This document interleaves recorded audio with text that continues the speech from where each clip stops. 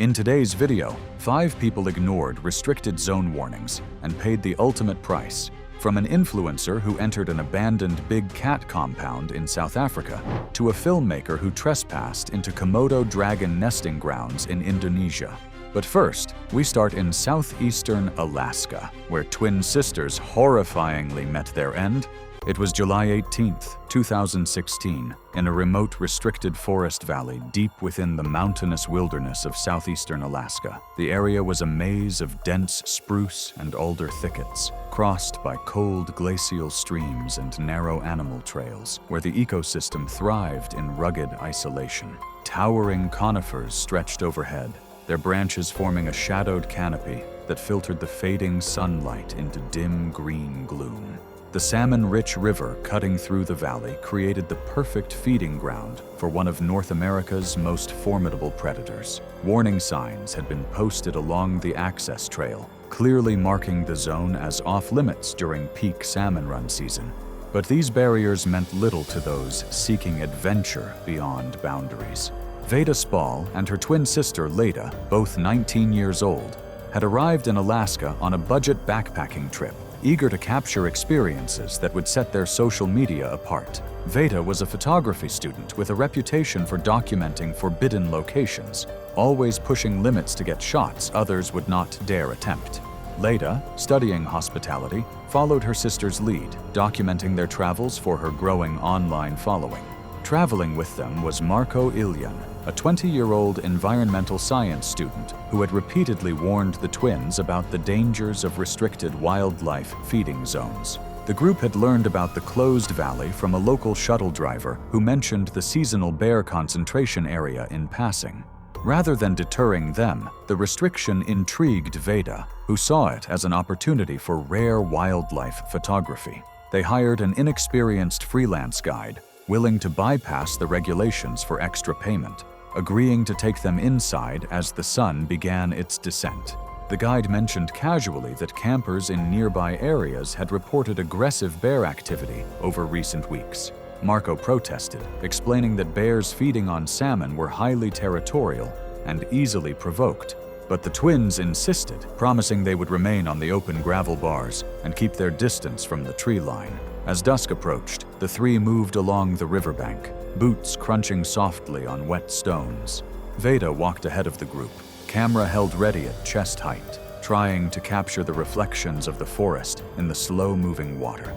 The fading light created an eerie stillness, and the only sounds were the river's steady rush and the occasional splash of salmon breaking the surface. Grizzly bears are among the largest land predators in North America, with adult males weighing up to 700 pounds or more. They possess immense muscular strength and can sprint at speeds exceeding 35 miles per hour over short distances. Their claws, often 4 inches long, are built for digging and tearing, while their bite force is powerful enough to crush bone. During salmon season, bears enter a hyper-focused feeding state, defending prime fishing territory aggressively and reacting instantly to perceived intrusions.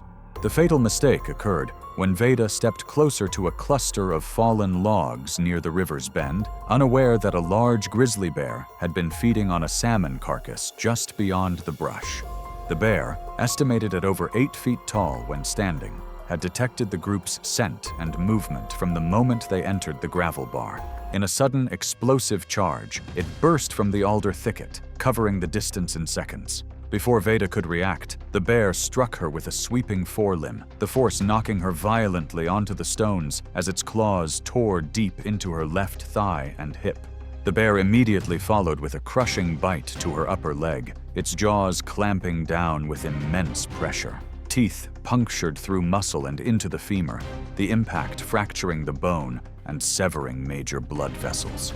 Veda screamed as the bear dragged her several feet toward the brush, the ground scraping against her back while blood spread rapidly across the stones. Leda instinctively rushed forward toward her sister, shouting and stumbling across the uneven riverbank. As she closed the distance, the sudden movement triggered the bear's defensive response. It released Veda momentarily and wheeled toward Leda, rising partially onto its hind legs before dropping forward with overwhelming force. The bear slammed into her torso, knocking her flat as its claws raked across her chest and shoulder, tearing through fabric and flesh. A powerful bite followed, clamping around her rib cage. The pressure fractured multiple ribs, some driven inward toward the lungs. The bear's attack remained fast and chaotic, driven by territorial aggression rather than predatory stalking. It bit and shook Leda violently, widening the wounds and causing catastrophic internal injuries. Her attempts to crawl away weakened within seconds as severe trauma and shock overtook her. Meanwhile, Veda, immobilized by the shattered femur and massive blood loss, struggled to breathe as she tried to pull herself across the stones. The earlier bite had severed the femoral artery, and rapid hemorrhaging induced hypovolemic shock. Her vision blurred as the sounds of the river dulled. Within moments, she lost consciousness from the combined effects of blood loss and trauma. The bear, still agitated, returned briefly to Veda, delivering another crushing bite and several paw strikes before retreating back toward the riverbank and disappearing into the thick brush, leaving the area silent except for the rushing water. Marco and the guide fled up the trail immediately, unable to intervene safely. They contacted emergency services from a ranger station several miles away. Recovery teams entered the restricted valley the following morning under armed wildlife supervision due to continued bear activity. The bodies of both sisters were located near the river bend, where the attack had occurred. An investigation by Alaska wildlife authorities confirmed that the twins had entered a clearly marked seasonal bear restriction zone during peak salmon feeding weeks. The freelance guide was cited for operating without proper authorization and violating wildlife safety regulations. The twins' family later released a statement expressing their devastation and urging travelers to respect wildlife boundaries and posted warnings. The tragedy prompted renewed emphasis on enforcing seasonal closures in high-density bear habitats. Veda and Leda's story stood as a stark reminder that wildlife boundaries exist for critical reasons. It was May 3rd, 2017, at a financially collapsed private lion breeding facility on the outskirts of Johannesburg, South Africa. The compound sprawled across 15 acres of dry bushveld, surrounded by deteriorating chain-link fencing topped with barbed wire. The main administrative buildings appeared neglected. Large reinforced enclosures sat across the property, with vegetation growing unchecked around their perimeters. Dried grass and acacia trees created dark pockets where movement was difficult to detect, especially in the fading afternoon light. Warning signs remained posted at entry points, declaring the property off-limits. Della Grint, a 27-year-old travel vlogger, had built her online following by documenting forbidden locations. Her channel specialized in urban exploration of dangerous sites. She had traveled to South Africa to film at the troubled facility, which had ceased operations 8 months earlier following financial collapse and permit violations. Accompanying her was Rickson Blaff, a 29-year-old freelance videographer. The pair had researched the location, studying satellite images and news reports about the facility's closure. Local reports stated lions remained on site, awaiting transfer to a specialized sanctuary. Relocation had been delayed by legal disputes and funding issues. The animals were minimally maintained by court-appointed caretakers who visited periodically, while security and upkeep had deteriorated. Several enclosure blocks were linked by internal transfer passages used for moving animals between holding pens, allowing lions access to shared service corridors if gates failed. A single part-time guard monitored the outer perimeter during daylight hours. Despite this information, Della believed the site would be safe to explore. Exclusive footage felt worth the risk. They arrived during late afternoon as the heat faded. After walking along the perimeter, they found a section of outer fencing where the gate's padlock had been cut, likely by earlier trespassers. The compound seemed quiet as they passed the administrative buildings. Della narrated to her camera, describing the eerie, abandoned atmosphere. They moved deeper into the facility toward the enclosure section housing the big cats. African lions are apex predators, capable of taking down prey many times their size through coordinated strength and speed. Adult lionesses typically weigh between 250 and 400 pounds, and can sprint up to 50 miles per hour in short bursts. Their canine teeth, measuring up to 3 inches, are built to penetrate vital areas and crush windpipes. Lions instinctively target the throat and neck, maintaining suffocating holds for several minutes until prey stops moving.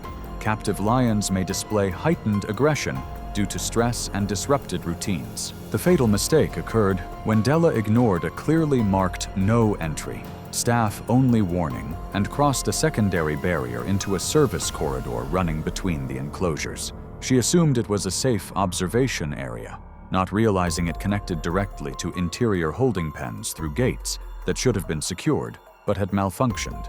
Rickson remained outside, filming as Della walked along the corridor and moved closer to capture footage through the bars.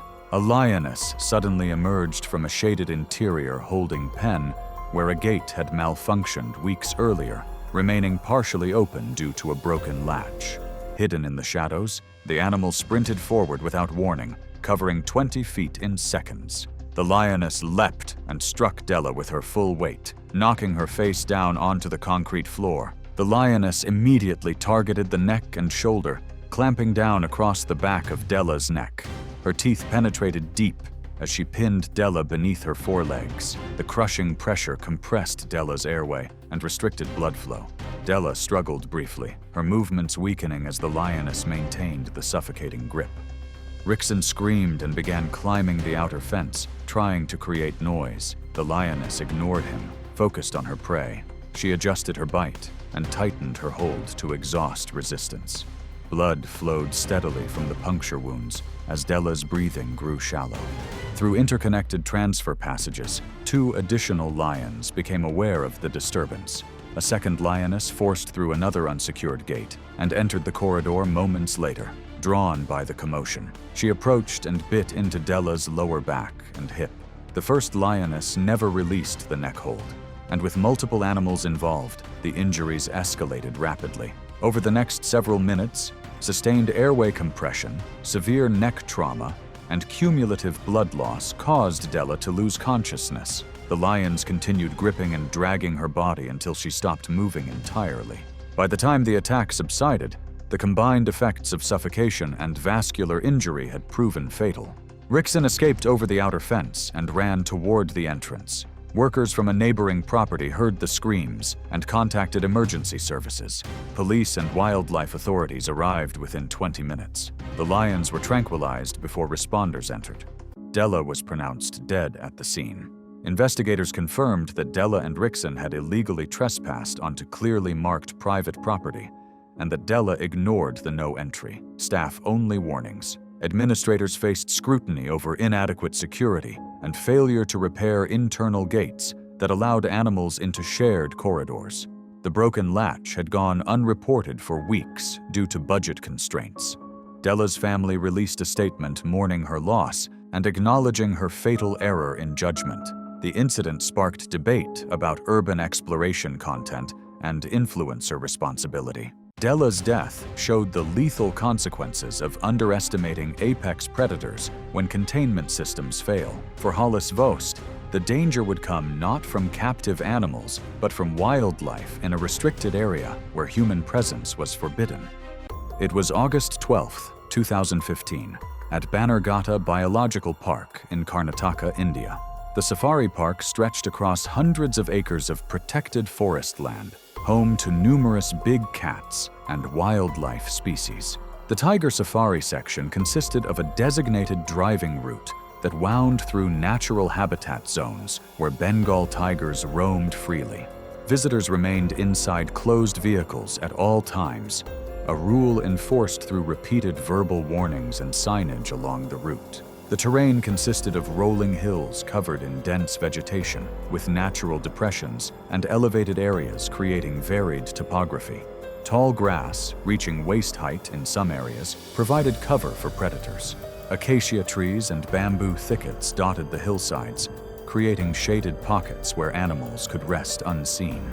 The temperature that afternoon hovered near 95 degrees, and the park was unusually quiet during the midday heat.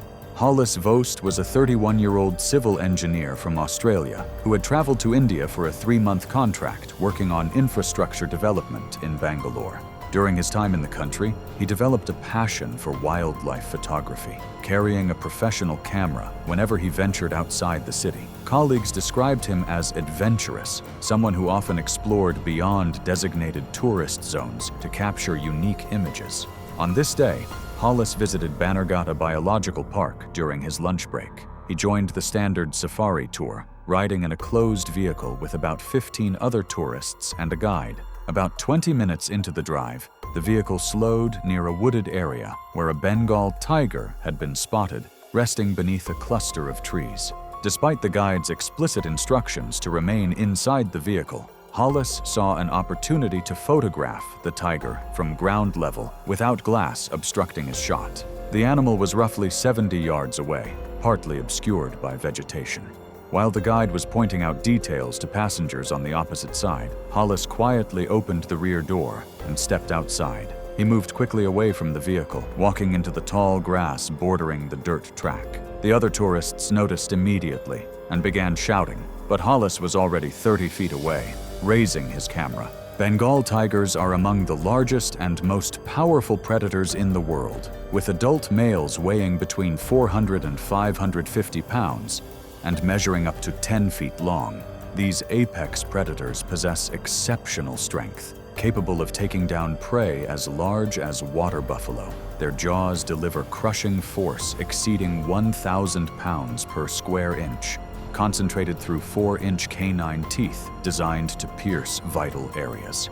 Bengal tigers are ambush hunters that rely on patience and camouflage, remaining motionless before launching attacks from close range. They can reach speeds of 40 miles per hour in short bursts and possess retractable claws measuring up to 4 inches. The fatal mistake occurred when Hollis stepped into terrain occupied by a Bengal tiger that had not been visible from the road. The animal lay concealed in tall grass about 50 feet from where Hollis exited, resting during the midday heat. When it detected sudden human movement and scent entering its territory, the tiger became alert. Remaining low and silent, it watched as Hollis moved deeper into the grass, his attention fixed on photographing the distant tiger near the tree line. The concealed tiger rose and advanced through the brush with extraordinary stealth. Its striped coat blended with the vertical patterns of dried grass and shadow.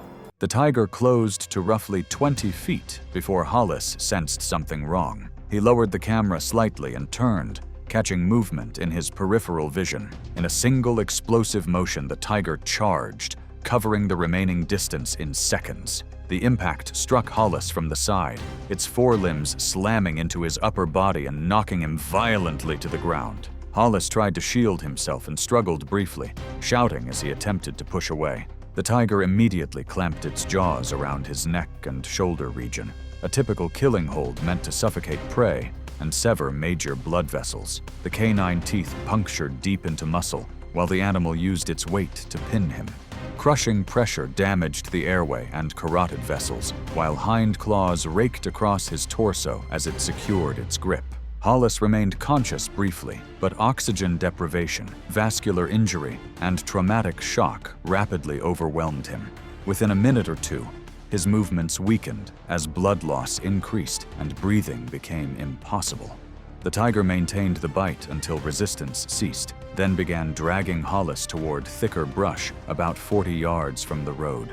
As it pulled the body, its claws tore through clothing and skin, leaving deep lacerations across the chest and abdomen.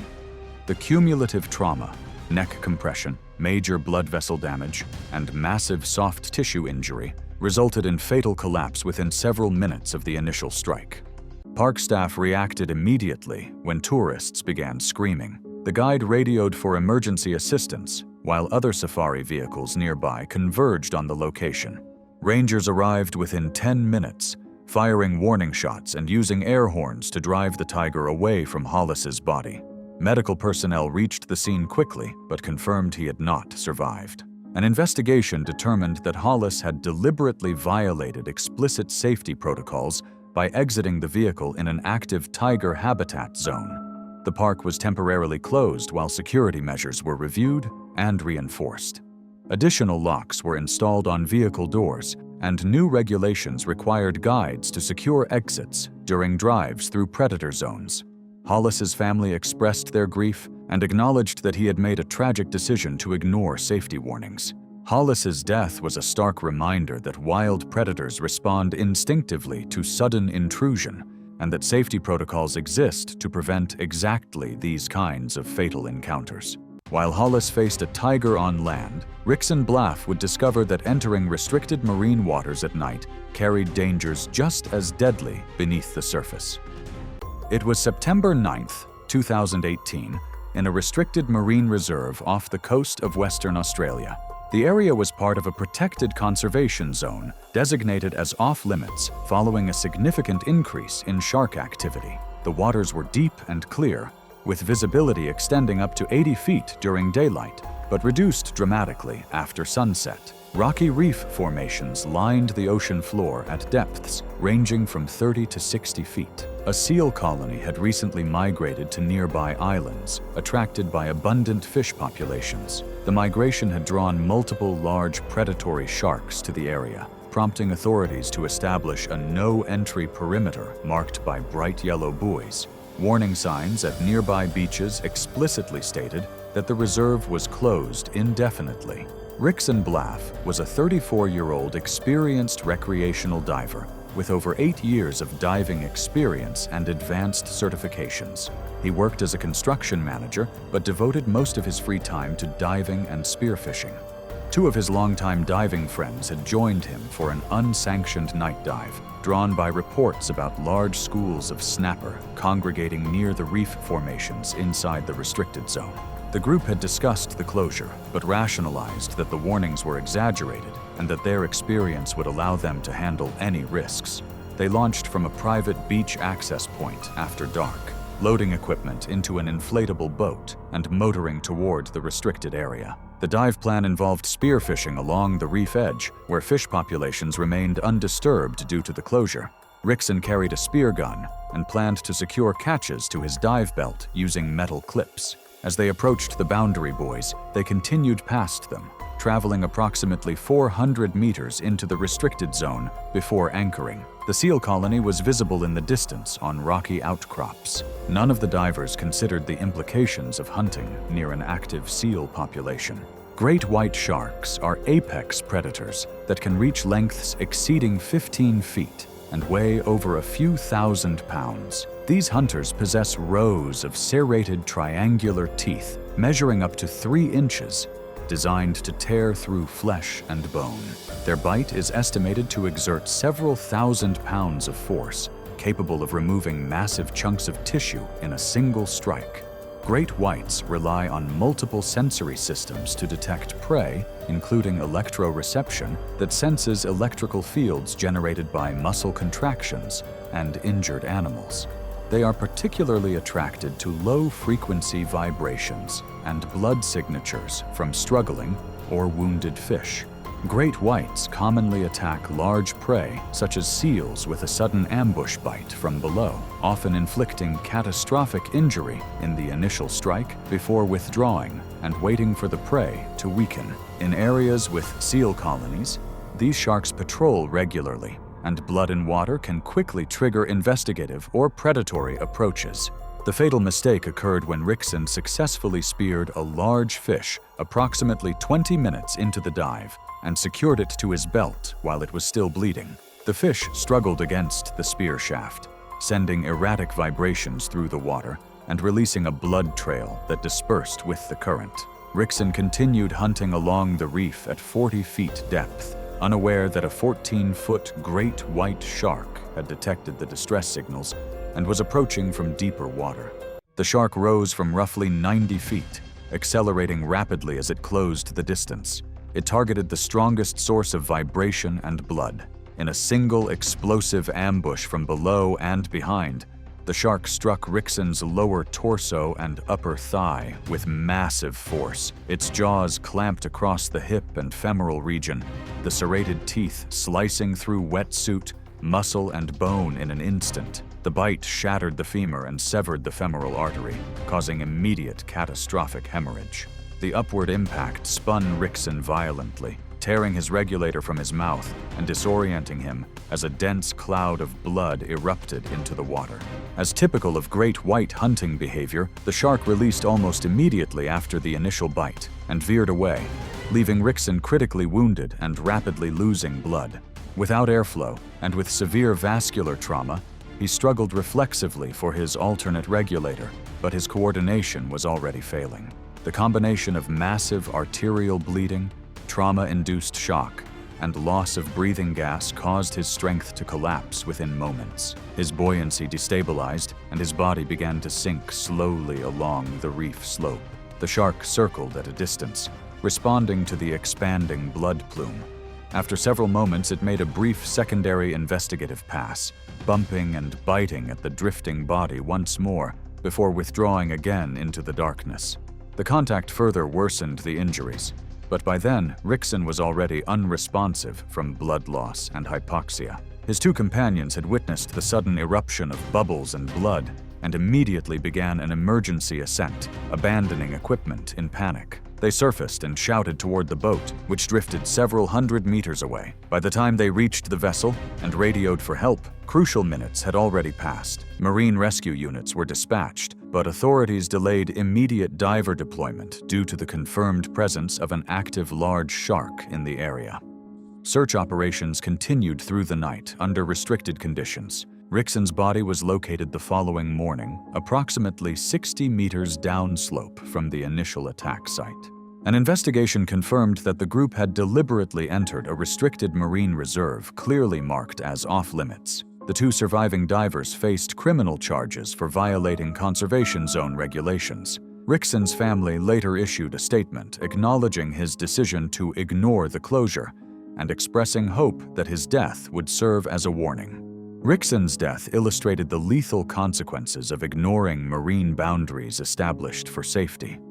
While Rickson met his fate in the ocean depths, Tilda Quank would soon venture alone into the nesting grounds of one of the world's largest and most dangerous lizards on a remote Indonesian island. It was April 14, 2016, on a restricted sector of a remote island within Komodo National Park, Indonesia. The island was part of an archipelago protected to preserve the habitat of the world's largest living lizard species. The terrain consisted of rugged volcanic hills covered in dry savanna grassland. Scattered acacia trees provided minimal shade. Rocky outcrops and dried riverbeds carved through the interior. Vegetation grew thick in areas, with tall grass reaching above waist height, obscuring visibility and creating ideal ambush points. Park authorities had designated this sector as strictly off-limits during nesting season, when female dragons exhibited heightened territorial aggression. Large signs were posted at the island's docking point, warning that entry without an authorized ranger was prohibited and that recent attacks on livestock had been documented. Tilda Quank was a 42-year-old freelance documentary enthusiast from the United States who had spent the past 2 years traveling through Southeast Asia, filming wildlife for independent projects. She specialized in capturing footage of endangered species in their natural habitats, often working alone to reduce costs. Tilda had arrived at Komodo National Park with the goal of filming dragon nesting behavior. During meetings with park officials, she had been informed that access to nesting areas was restricted and that all visitors must be accompanied by licensed rangers. Rather than adhering to these regulations, Tilda hired a local boat operator to drop her at a secluded beach early in the morning, planning to hike inland and return before officials noticed. She carried a backpack containing camera equipment, water bottles, and packages of dried meat and fish. The food items created a strong scent trail that permeated her backpack. As she moved inland following an old game trail, she deliberately avoided ranger patrol routes, staying within tall grass. Local reports had documented that several goats from a nearby settlement had been attacked along this trail system within the previous 2 weeks. Komodo dragons are the largest living lizards on Earth, with adult specimens reaching 10 feet in length and weighing up to 200 pounds. These apex predators possess powerful bodies, sharp claws, and jaws lined with 60 serrated teeth measuring up to 1 inch. Their teeth are designed to tear flesh, creating deep lacerations that cause severe bleeding. Komodo dragons produce venom through glands in their lower jaw, secreting toxins that prevent blood clotting and lower blood pressure. During nesting season, individuals become highly defensive around territory and food sources. The fatal mistake occurred when Tilda hiked approximately 2 kilometers inland while carrying food supplies that created a detectable scent trail. A large Komodo dragon, estimated at 8 feet in length and weighing over 150 pounds, had been resting in the shade and detected her approach. The dragon began following Tilda's scent trail, moving silently through vegetation, approximately 30 meters behind. As Tilda stopped to adjust her camera equipment, the dragon accelerated and closed the distance. The dragon lunged forward and clamped its jaws onto Tilda's lower left leg, just above the ankle. The serrated teeth penetrated through her boot and sank deep into the calf muscle, creating multiple puncture wounds. The dragon immediately began a violent side-to-side thrashing motion, using its body weight to tear at tissue. The teeth acted like saw blades, widening lacerations and stripping muscle from bone. Tilda screamed and fell forward, attempting to kick at the animal. The dragon maintained its grip, methodically tearing through tissue. The calf muscle separated from underlying structures as the serrated teeth sawed through flesh. Blood poured from the expanding wounds as vessels were severed. Tilda attempted to crawl away, dragging the dragon briefly before it released its grip and repositioned. The massive trauma and blood loss caused her strength to fail rapidly. The venom prevented clotting and lowered her blood pressure, ensuring every laceration continued bleeding freely. Within 3 minutes of the initial attack, Tilda collapsed onto her side, unable to support her weight. Her breathing became rapid and shallow as hypovolemic shock began to set in. The same dragon advanced again, drawn by movement and the strong scent of blood. It bit into her left thigh, its teeth creating deep lacerations through muscle tissue, then released and re-gripped higher along the leg. Each bite reopened vessels and accelerated blood loss. Tilda attempted to shield her torso with her arms, but her movements slowed as weakness intensified. Several minutes into the attack, another Komodo dragon appeared at the edge of the tall grass, attracted by the scent of blood and disturbance. It remained several meters away, watching and slowly circling, but did not immediately engage. The first dragon continued feeding behavior alone, delivering additional tearing bites to her leg and lower torso, while maintaining dominance over the immediate area. The accumulated blood loss from the repeated severe lacerations caused catastrophic physiological collapse. Blood pooled beneath her as vessels continued bleeding without clotting. Her movements became minimal as oxygen deprivation affected her brain and shock deepened. Her blood pressure dropped to critical levels from the massive hemorrhaging. Within approximately 12 to 15 minutes of the initial attack, she lost consciousness from exsanguination and shock. Death occurred shortly thereafter from the catastrophic blood loss and systemic trauma. The dominant dragon remained with the body, while the second lingered nearby, approaching only after movement had ceased. Park rangers conducting routine patrol discovered the scene the following morning after Tilda failed to return. An investigation by Indonesian park authorities determined that Tilda had deliberately violated restricted area regulations. The boat operator who facilitated her illegal entry faced charges and loss of permits. Tilda's family released a statement expressing grief while acknowledging she had knowingly taken excessive risks. The incident prompted officials to increase enforcement and implement stricter penalties for unauthorized access to protected zones within Komodo National Park. Thanks for watching. Want to see more? Click on your screen now